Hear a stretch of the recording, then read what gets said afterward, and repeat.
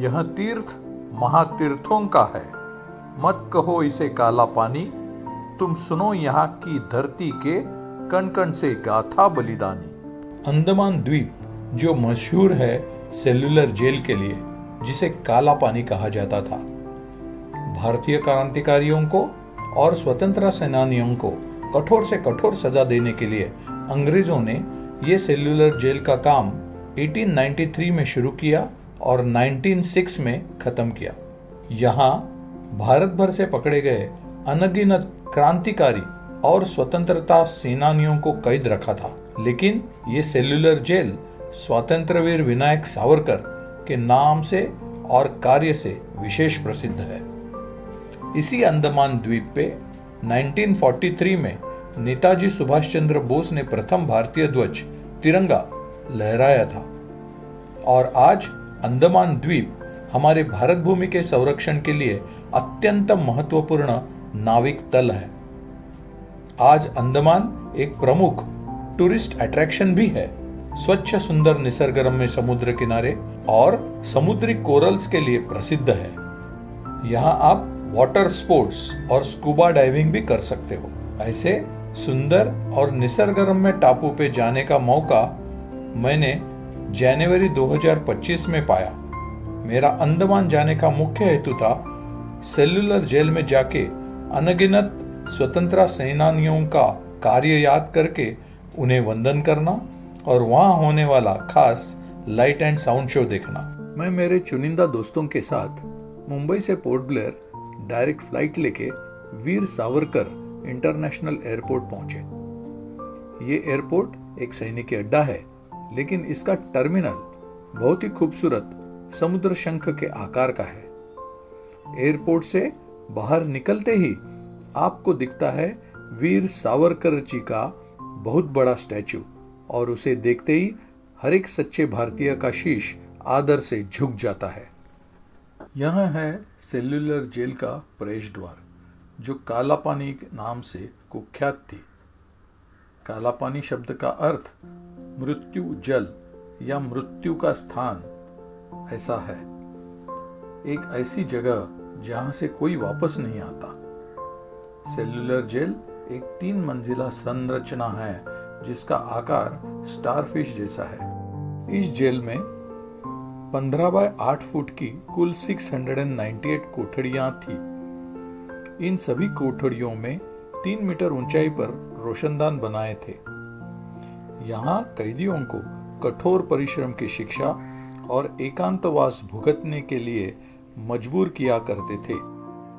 Cellular jail के प्रवेश द्वार से अंदर जाते ही हमें दिखता है सेल्युलर जेल राष्ट्रीय स्मारक शहीद स्मृतियां संग्रहालय, जिसमें विविध केसेस और कॉन्स्पिरेसीज का विवरण और उनसे जुड़े क्रांतिकारियों की फोटो दिखाई देती है।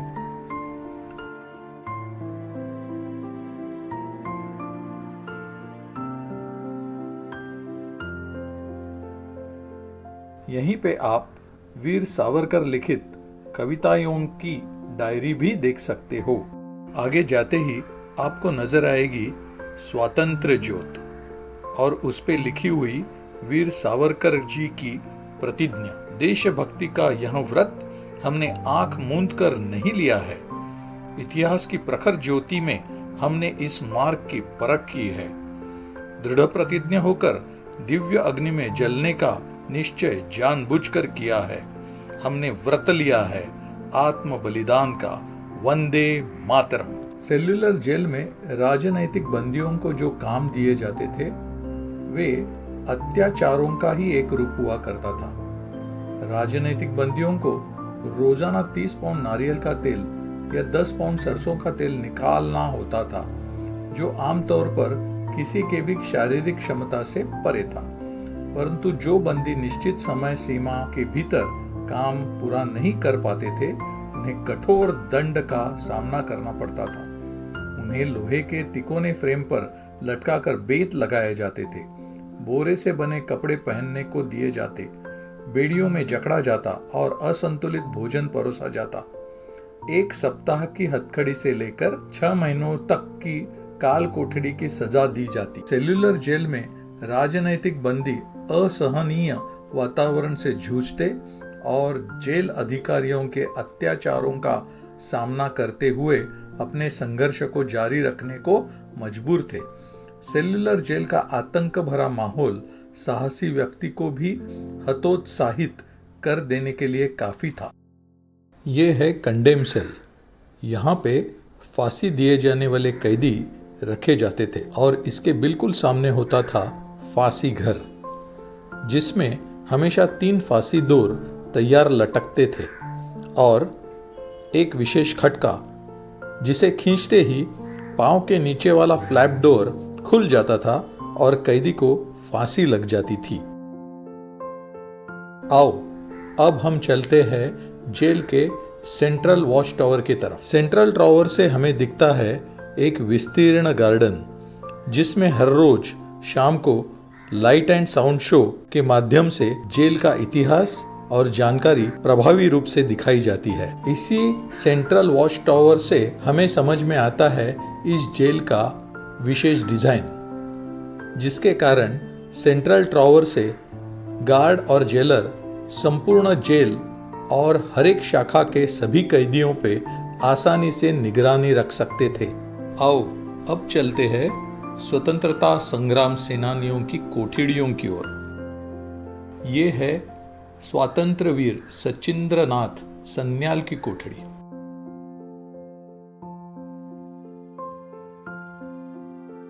इसी सेल्युलर जेल में स्वतंत्रता संग्राम सेनानियों को रखा गया था और उसमें सबसे ज्यादा थे बंगाल से और पंजाब, महाराष्ट्र, आसाम से।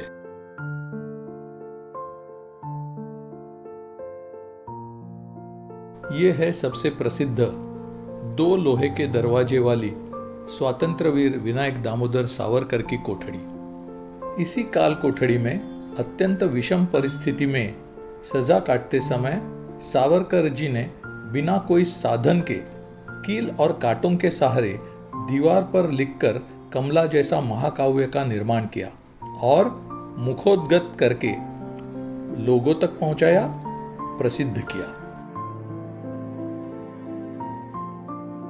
ये कोठड़ी में सावरकर जी 1911 से 1921 तक कैद रहे। ये कोठड़ी का स्थान और माहौल खास करके उनका मानसिक खच्चीकरण करने के लिए बनाया था। कोठड़ी के बिल्कुल सामने ही फांसी घर और वो स्थान जहां कैदियों को लोहे के तिकोने फ्रेम पर लटकाकर बेत लगाए जाते थे वो दिखता था। लेकिन सावरकर ठहरे एक थोर तितिक्षक, मतलब किसी भी दुख को सहन करने की शक्ति रखने वाले। सावरकर माने तेज, त्याग, तप, तर्क, तत्व, तारुण्य, तीर, तलवार, तीखापन और तिलमिलाहट। अगर आप उनका सागरा प्राण तळमळला ये काव्य सुनोगे तो तिलमिलाती हुई भावना जान पाओगे। सावरकर एक महान बहुरंगी व्यक्तिमत्व वाला आत्मा थे, जिनके पास थी कविता, क्रांति, कल्पना और गहराई, साथ में प्रखर राष्ट्रवाद। सावरकर मतलब राष्ट्र प्रेम रखने वाले थोर समाज सुधारक। हमने सावरकर जी के कोठड़ी में उनकी प्रतिमा को नमन किया और उनका प्रसिद्ध गीत जयोस्तुते गाया।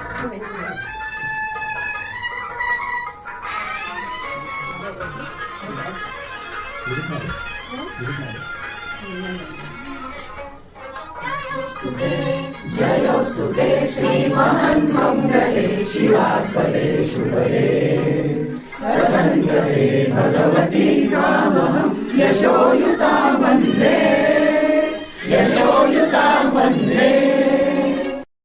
शाम को सूर्यास्त होते ही हम लाइट एंड साउंड शो देखने पहुंचे और बड़े प्रोजेक्टर्स से जेल की दीवारों पर दिखाया हुआ सेल्युलर जेल का इतिहास देखकर मंत्रमुग्ध हो गए।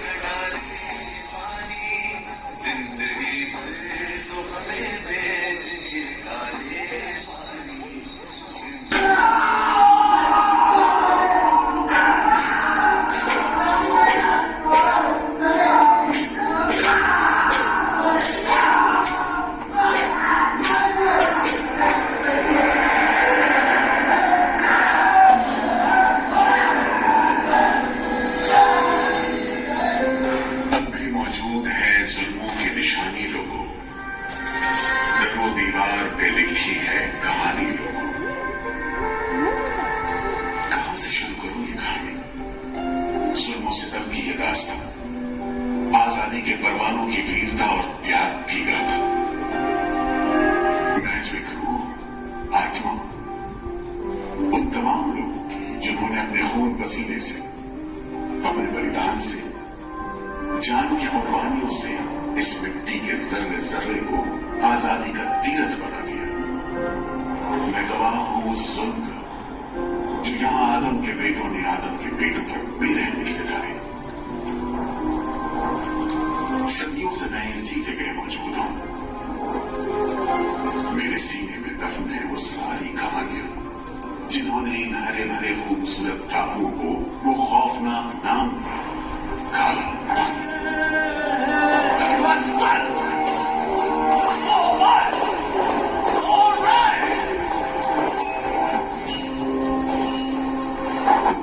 सिंह भकना हाजिर। मोतीलाल वर्मा हाजिर। पंडित परमानंद शास्त्री हाजिर है। बटुकेश्वर दत्त हाजिर। सचिंद्र नाथ सान्याल हाजिर।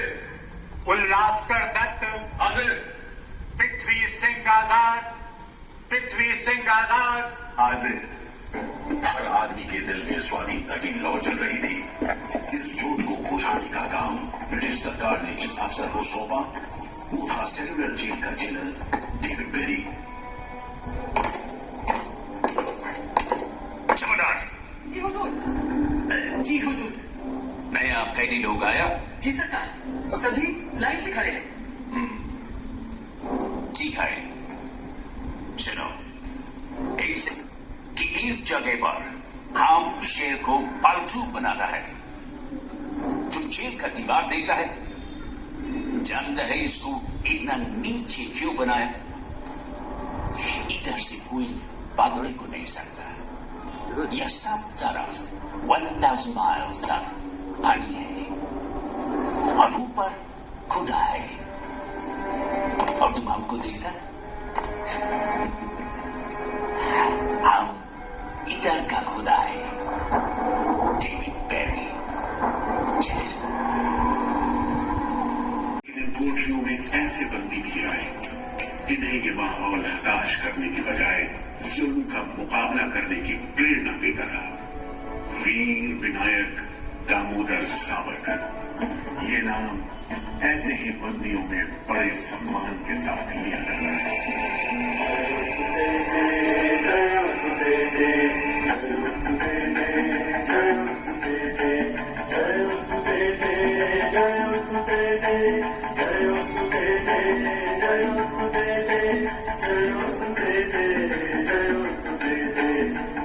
बेड़ियों में जकड़े वीर सावरकर जब सेल्यूलर जेल के अहाते में दाखिल हुए तो उनकी जंजीरों से जुड़े लोहे के पट्टे पर उनके जेल की मियाद खुदी हुई थी 50 बरस। 24 दिसंबर 1910 से 30 दिसंबर 1960 तक। विल सावरकर, तुमको 2 बार का उम्र कैद का सजा मिला है। 50 बरस बाद सरकार तुमको छोड़ देगा। मिस्टर बेरी, तुम्हें विश्वास है कि तुम और तुम्हारी सरकार 50 बरस यहाँ रह पाएगी? सावरकर को इस बात में रत्ती भर में शक नहीं था कि आजादी की जो लपटें हिंदुस्तानियों के मन में धड़क रही हैं, उन्हें अंग्रेज अब बुझा नहीं सकेंगे। अंडमान द्वीप समूह अब काला पानी के खौफनाक नाम से नहीं जाना जाता, लेकिन ये सारी तकलीफें जो आजादी के प्रेमियों ने यहाँ झेली, वो सारी कुर्बानियां जो देशभक्त वीरों ने यहाँ दी, आज भी देशवासियों के दिलो दिमाग पर छपी हुई है। इसीलिए अंडमान के भूतपूर्व राजनीतिक बंदियों के भातृत्व मंडल की इच्छा को स्वीकार करते हुए भारत सरकार ने 30 अप्रैल 1969 को घोषणा की कि सेल्यूलर जेल को राष्ट्रीय स्मारक के रूप में सुरक्षित रखा जाएगा। भारत की आजादी के दीवानों ने जो अमानवीय यातनाएं इस कारागार में सही, ताकि भारतवर्ष आजादी की उन मुक्त हवाओं में सांस ले सके, उन बलिदानों को आने वाली पीढ़ियां भूल नहीं पाएंगी।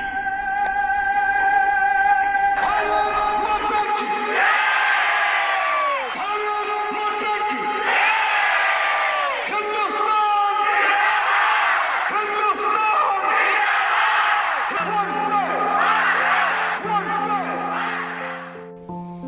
मेरे विश लिस्ट यानी कि बकेट लिस्ट का एक मुख्य इवेंट था सेल्युलर जेल में जाना, स्वतंत्रता सेनानियों को वंदन करना और वहाँ का लाइट एंड साउंड शो देखना। ये मेरा सपना पूरा करने में मेरी सहायता की श्री देवेंद्र जी ने, इसीलिए उनका विशेष धन्यवाद। अगर आपको भी अंडमान की सैर करनी है तो हिमाश्री ट्रैक्स एंड टूर्स का एडवांटेज ले लीजिए। भारत माता की जय, वंदे मातरम।